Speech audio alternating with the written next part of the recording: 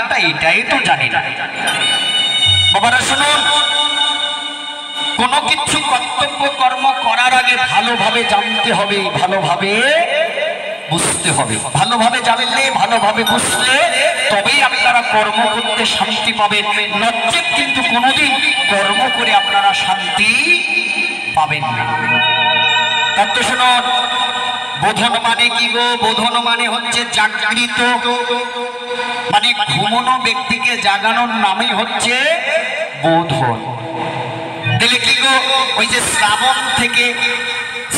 থেকে পৌষ পর্যন্ত মা কি করেন? ওই যে দেবতারা ঘুমিয়ে থাকেন, এই জন্য আশ্বিন মাসের যে পুজোটা হয় বোধনের মাধ্যমে মাকে আগে জাগানো হয়। আর এটার নামকরণ করা হচ্ছে পিতৃপক্ষ। কি পক্ষ?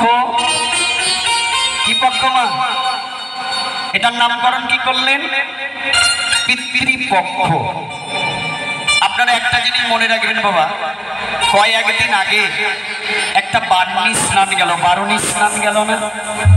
গিয়েছে কিনা বাবা বলো? আর এই বান্ডির মধ্যে আপনারা সবাই পিণ্ডদানে ব্যস্ত ছিলেন না?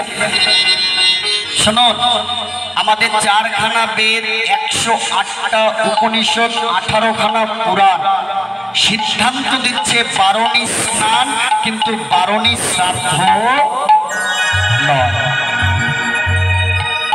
শাস্ত্রের মধ্যে আছে বাবা বারণী স্নান কিন্তু বারণী